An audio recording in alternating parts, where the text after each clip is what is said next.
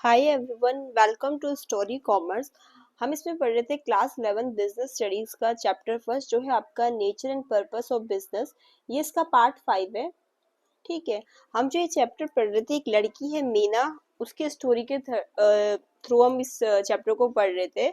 मीनास magical momos stall, ठीक है, उसकी स्टोरी के थ्रू हम इस चैप्टर को समझ रहे थे। आज के टॉपिक में हम देखेंगे कि क्या कैरेक्टरिस्टिक्स होते हैं बिजनेस का। जो मीना है उसने भी अपना मोमो का स्टॉल खोल रखा है, जो हमें पता है कि वो क्या कर रही है, मोमो को बेचने का बिजनेस कर रही है। अब जानेंगे हम कि क्या क्या कैरेक्टरिस्टिक्स होते हैं आपके बिजनेस के। मीना की जो स्टोरी है उससे कोरिलेट करके हम ये जानेंगे, ताकि जो हमें इसके कैरेक्टरिस्टिक्स है, अगर हम स्टोरी से कोरिलेट करके जानेंगे तो याद अच्छे से हो जाएंगे, समझ में आ जाएंगे। अदरवाइज क्या होता है ना कि जो बिजनेस का सब्जेक्ट होता है थोड़ा काफी थ्योरेटिकल है, तो बोरिंग बन जाता है। स्टोरी से कोरिलेट करके समझेंगे तो इंटरेस्टिंग लगेगा। फर्स्ट है, देखो, इकोनॉमिक एक्टिविटी। हमने जाना था कि ह्यूमन एक्टिविटीज को हम दो तरीके से क्लासिफाई करते हैं। फर्स्ट है आपकी इकोनॉमिक एक्टिविटी और सेकंड होती है नॉन इकोनॉमिक एक्टिविटीज। तो मैंने बताया था आपको कि बिजनेस एक इकोनॉमिक एक्टिविटी है। क्यों? क्योंकि देखो, उसमें पैसा अर्न करना मेन एम है ना। पैसा अर्न करना मतलब प्रायोरिटी में आ जाता है। उसके अलावा और भी बहुत सारे ऑब्जेक्टिव्स होते हैं कि भी जिस सोसाइटी में आप कर रहे हो उसके भले के लिए भी सोचोगे, और भी बहुत सारे ऑब्जेक्टिव्स होते हैं, कस्टमर सेटिस्फेक्शन वगैरह। लेकिन जो होता है इकोनॉमिक एक्टिविटी आपकी वो होती है जो पैसा अर्न करने के लिए किया जाता है। और देखो, मीना जो एक यंग एंटरप्रेन्योर है, उसने भी अपना मोमो का स्टॉल अपने स्कूल के बाहर लगाती है वो शाम के समय, जिसमें वो रोज क्या करती है, मोमो को बनाती है, बेचती है और डेली बेसिस पे करती है, ताकि वो एक अच्छी इनकम अर्न कर सके। तो ठीक है, मीना भी बिजनेस किस लिए कर रही है? पैसा अर्न करने के लिए। कुकिंग, हाँ, उसका शौक तो है, उसके साथ ही उसको इसलिए भी कर रही है ताकि मनी अर्न कर सके वो, क्योंकि इन फ्यूचर वो कुछ और बड़ा करना चाहती है बिजनेस में।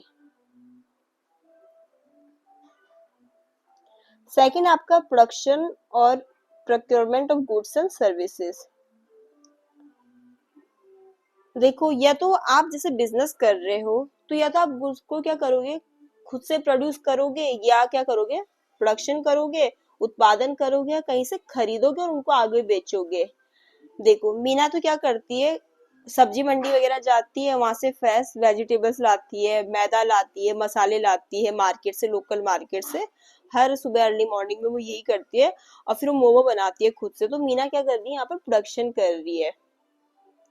बट अगर क्या करे मीना, मतलब खुद से ना बना के कहीं और से, कोई और मोमो वाले से वो रेडीमेड मोमो ले ले और उनको बेचे, तो वो क्या कहलाएगा, प्रोक्योरमेंट कहलाएगा। कर तो वो भी यहाँ पर बिजनेस ही रही है ना वो, लेकिन वो यहाँ पर क्या कर रही है, खुद से प्रोड्यूस ना करके चीजों को कहीं से प्रोक्योर कर रही है और फिर बेच रही है। जैसे आप आसपास से देख लो, बहुत सारी बेकरी की शॉप वगैरह है अगर आपके आसपास।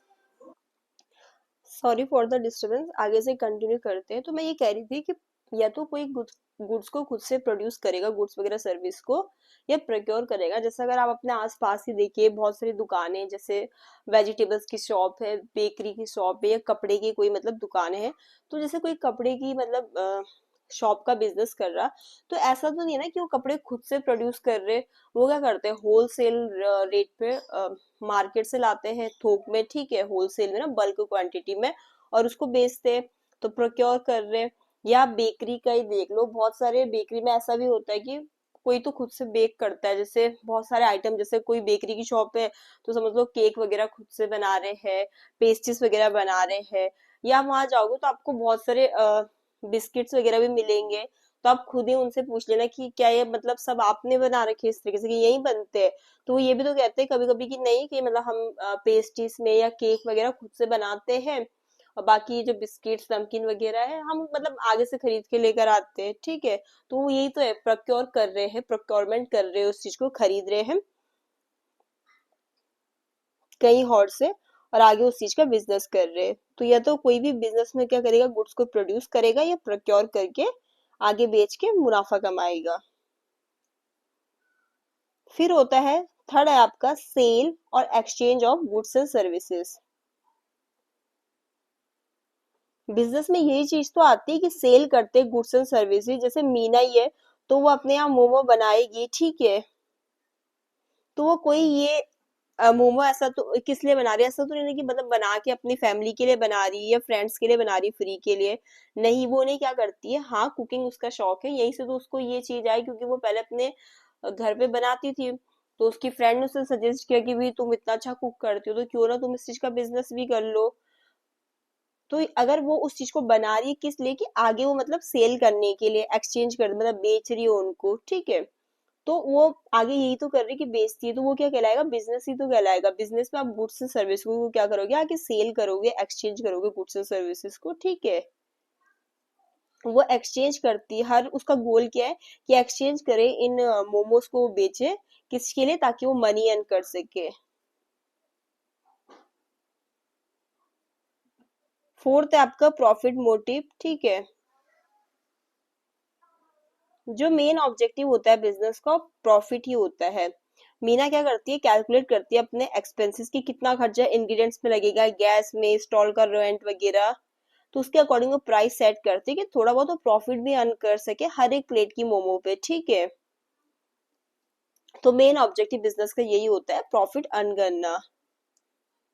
उस वो इसलिए अर्न कर रही है ताकि फ्यूचर में उसका प्लान है कि बिगर फूड आउटलेट खोल सके कभी किसी दिन, ठीक है। अभी तो एक छोटा सा स्टॉल चलाती है वो। और भी ऑब्जेक्टिव होते हैं, बट ये होता है कि पहला मेन ऑब्जेक्टिव प्रॉफिट है, क्योंकि बाकी जो सारे ऑब्जेक्टिव बिजनेस तभी पूरा कर सकता है जब उसका पहला ही ऑब्जेक्टिव पूरा होगा। अब देखो, अनसर्टिनिटी और एलिमेंट ऑफ रिस्क भी है ही। बिजनेस हमेशा कैरी करता है रिस्क ऑफ लॉस, क्योंकि बहुत सारे ऐसे अनसर्टेन फैक्टर होते हैं जो बिजनेस को प्रभावित करते हैं। बिजनेस चाहे छोटा हो चाहे बड़ा हो, उसमें एलिमेंट ऑफ रिस्क रहेगा, ठीक है। अब जैसे क्या बोलते हैं, कभी ऐसा हो सकता है कि भारी रेन हो, मतलब बहुत तेज बारिश वगैरह हो जाए, तो ऐसा भी तो हो सकता है कि कोई कस्टमर ना आए उसके स्टॉल पे। और इतना ही नहीं, जैसे मीना का बिजनेस स्टॉल इतना चल रहा है, तो उसके बगल में किसी और ने क्या बोलते हैं, बर्गर का स्टॉल भी खोल दिया है। तो उसको वहां से कंपटीशन भी मिल रहा है। अब उसकी सेल इतनी अच्छी नहीं होगी, क्योंकि अब ऐसा है ना कि कंपटीशन, लोग बर्गर बर्गर की और भी जाएंगे। तो रिस्क रहता है बिजनेस में बहुत सारे। उससे हो सकता है कि कभी कस्टमर, ये भी तो हो सकता है कि कभी कस्टमर बहुत ज्यादा आ रहे, कभी किसी रीजन से कस्टमर ना आए, ठीक है। तो एलिमेंट्स ऑफ रिस्क बिजनेस में रहता है। तो इस तरीके के सारे रिस्क मीना क्या बोलते हैं, फेस करती है रेगुलरली। फिर है आपका कंटिन्यूस एक्टिविटी। देखो, बिजनेस कोई आपका वन टाइम एक्टिविटी नहीं है, ये आपका रेगुलर और कंटिन्यूस डीलिंग होती है। मीना अपना जो मतलब मोमो का स्टॉल है, स्कूल के बाद रोज शाम को वो चलाती है, ठीक है, डेली।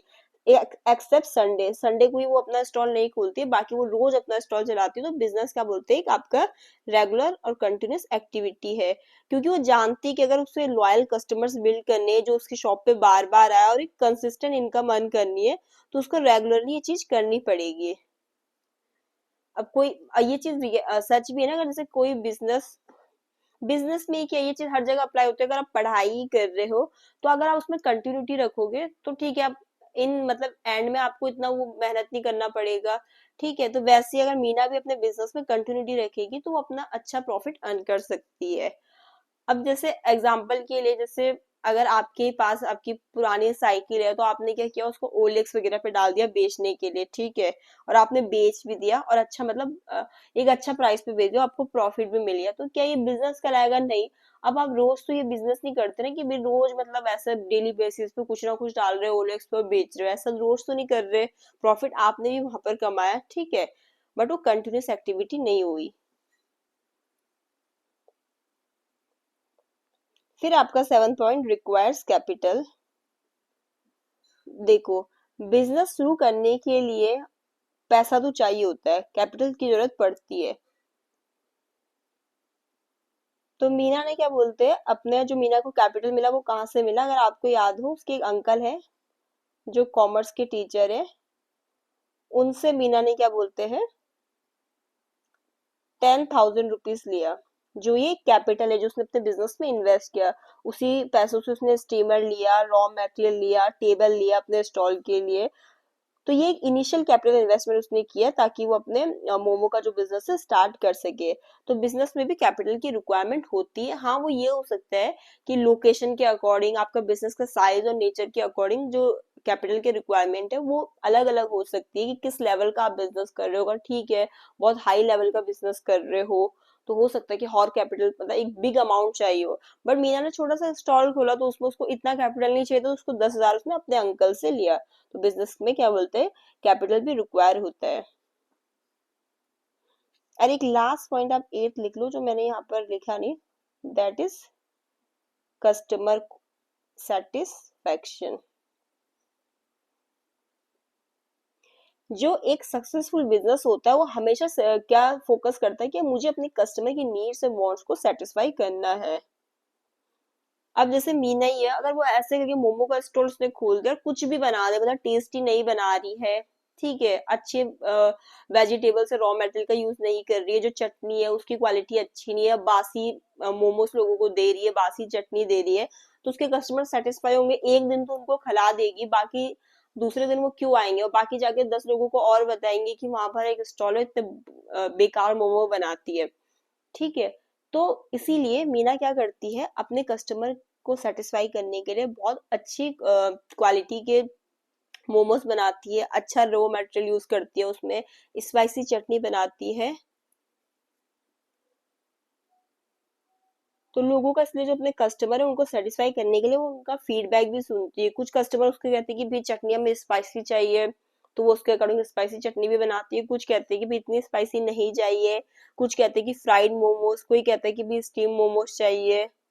तो वो इस तरीके से अपनी रेसिपी में अडेप्ट करती रहती है ताकि अपने कस्टमर को खुश रखे और उसके कस्टमर वापस भी आए। तो आज की वीडियो में इतना है, इसमें हमने बिजनेस के कैरेक्टरिस्टिक्स पढ़े। होप आपको वीडियो पसंद आई। वीडियो पसंद आए तो प्लीज चैनल को लाइक शेयर सब्सक्राइब जरूर करें। Thank you.